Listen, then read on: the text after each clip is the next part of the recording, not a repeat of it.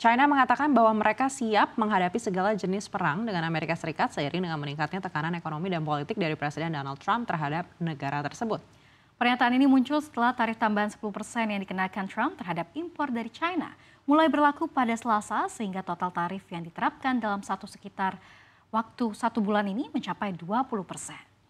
Sebagai balasan cepat terhadap tarif Amerika Serikat, China telah mengumumkan tarif tambahan hingga 15% yang akan berlaku mulai 10 Maret dengan salah satu targetnya adalah produk pertanian Amerika Serikat yang merupakan ekspor terbesar Amerika Serikat ke China. China menyebut alasan Amerika Serikat mengenakan kenaikan tarif yang terkait dengan fentanyl sebagai dalih yang lemah. Dan China mendesak Amerika Serikat untuk segera kembali ke jalur dialog serta kerjasama. 美方如果真想解决芬太尼问题，就应该在平等、尊重、互惠的基础上，同中方磋商解决各自关切。美方如果别有所图，执意损害中国的利益，我们必将奉陪到底。我们奉劝美方收起霸凌的嘴脸，趁早回到对话合作的正确轨道上来。 Wah, ini sekarang era Trump, perangnya beda dengan era Biden ya Sania. Sekarang eranya perang dagang, bukan perang fisik seperti di masa pemerintahan sebelumnya. Ya betul sekali Ana, tapi sebenarnya sama-sama berdampak negatif buat ekonomi ya, khususnya ke sektor perdagangan dan juga rantai pasok global nih Ana. Betul, dan bisa tidak selesai-selesai nih aksi saling pasang tarif impor baru. Kalau kita ingat di awal terjadinya perang antara Rusia dan Ukraina, pasokan gandum dan biji-bijian itu juga sempat terhambat ya karena perang. Dan waktu perang di Timur Tengah, lagi panas-panasnya, muncul juga kekhawatiran kalau pasokan minyak mungkin akan terganggu. Walaupun ternyata tidak terjadi juga ya Shania. Betul Ana, nah sekarang kira-kira apa ya, mungkin Indonesia ini harus waspada juga. Karena siap-siap tahu-tahu nantinya produk China yang sebelumnya diekspor ke Amerika Serikat jadi beralih diekspor ke negara lain. Dan apakah Indonesia bisa jadi salah satu pasar tujuan barunya, ini kan juga cukup menegangkan begitu ya. Itu yang harus kita waspadai Sania. Jangan sampai barang-barang dari negara yang sedang saling perang dagang malah akhirnya membanjiri negara kita dan mempersulit pelaku usaha di dalam negeri sendiri. Ya seperti ini juga harus diantisipasi oleh pemerintah Yana, apalagi kalau kita lihat dalam beberapa waktu terakhir, kita juga lihat banyak pabrik yang akhirnya tutup dan mem-PHK karyawannya. Jangan sampai efek domino dari perang di era Trump ini memperburuk kondisi perekonomian kita. Betul Sania, semoga pemerintah juga sudah menyiapkan strategi-strategi jitu untuk menjaga pasar dalam negeri dari serbuan produk-produk asing yang berpotensi mematikan bisnis para pelaku industri di dalam negeri. Kita ke informasi lainnya Sania. Ya, Menteri Ketenagakerjaan Yasir Lee menegaskan pemerintah bisa memaksa aplikator untuk membayar tunjangan hari raya atau THR ojek online. Sejak demo puluhan driver ojol di Kemenaker Senin 17 Februari belum ada kejelasan terkait pemberian THR. Pemerintah hanya menegaskan aplikator harus memberikan tunjangan dalam bentuk uang tunai. Yasir Lee mengaku belum bisa mengumumkan kepastian THR ojol karena masih dalam pembahasan dengan aplikator. Ia mengatakan saat ini sedang dalam tahap finalisasi agar bisa mencapai win-win solution. Ia menjelaskan pemberian THR bagi driver ojol adalah inisiatif baru. Oleh karena itu Menaker Yasir Lee mendorong meaningful participation dari pihak-pihak terkait. Akan tetapi Yasir Lee membantah ada penolakan pemberian THR dari pengusaha aplikasi. Ia hanya mengatakan ada sebuah kompleksitas yang muncul dalam pembahasan tersebut. Beberapa waktu selepas demonstrasi driver ojol di Kemenaker, PT Gojek Tokopedia, TBK mengatakan pihaknya sedang menyiapkan tali asih Hari Raya dan Grab Indonesia juga bakal memberikan bantuan Hari Raya. Namun dua aplikator itu tidak merinci apakah pemberian yang disiapkan bagi mitra itu sudah pasti berbentuk uang atau bukan. Begitu pula dengan berapa nominal yang akan diberikan Goto dan Grab. Goto dan Grab hanya menegaskan masih terus berkomunikasi dengan Kementerian Ketenagakerjaan terkait desakan pemberian THR bagi driver ojol. Saya optimis tidak lama lagi itu kita akan selesai. Ya, itu yang sebagai bagian dari yang sedang kita bahas sekarang, Mbak ya. Jadi mencari formula yang kemudian bisa mengcover tadi kompleksitas tadi.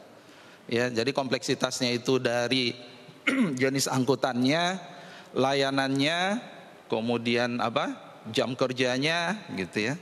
Nah, ini yang kemudian butuh waktu untuk kita keluar dengan sebuah formula.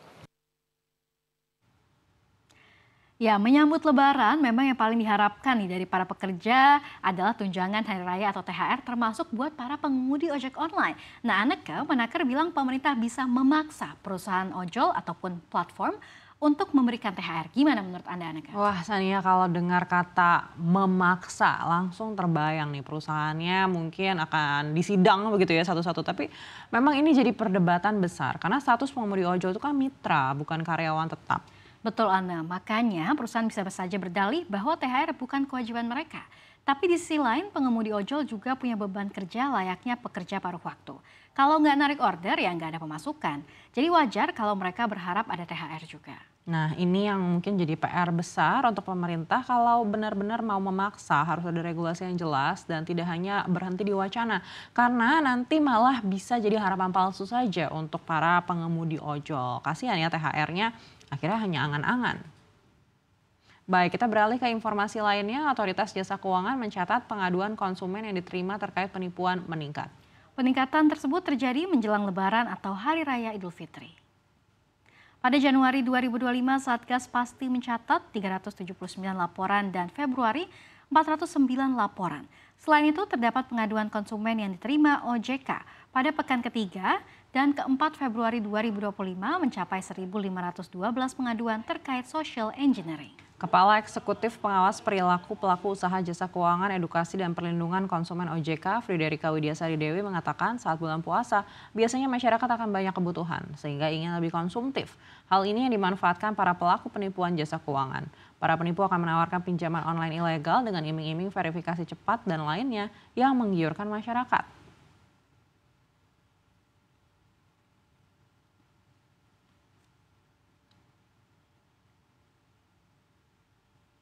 Ya, informasi selanjutnya masih dari Otoritas Jasa Keuangan atau OJK yang menerima 57.426 laporan terkait scamming.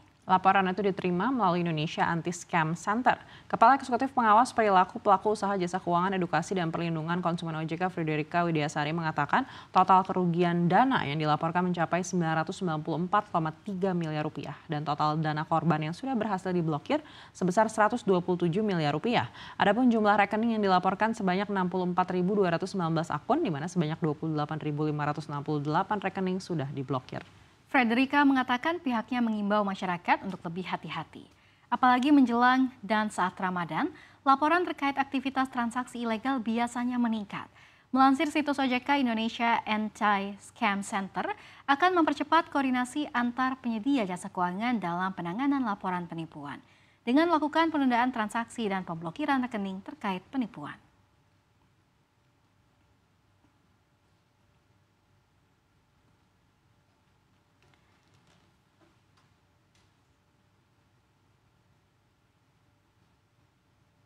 Ya, Anneke, Anda dengar nggak tadi kalau OJK baru aja nerima 57.426 laporan scamming dengan total kerugian hampir 1 triliun rupiah. Waduh, kok bisa sebanyak itu ya, Ana? Iya, betul sekali, Sania. Jumlahnya ini memang mengagetkan. Apalagi di momen Ramadan seperti ini, biasanya aktivitas transaksi kan meningkat. Dan sayangnya para scammer juga semakin kreatif mencari mangsa. Benar banget, Anneke. OJK sendiri juga sudah blokir 28.568 rekening terkait scamming. Tapi tetap aja masyarakat harus lebih waspada dan gak gampang tergiur tawaran yang gak masuk akal. Setuju, Sania. Selain itu penting juga untuk kita semua untuk selalu cross-check informasi dan tidak ragu lapor ke Indonesia Anti-Scam Center kalau menemukan indikasi penipuan. Lebih baik mencegah daripada menyesal belakangan, kan?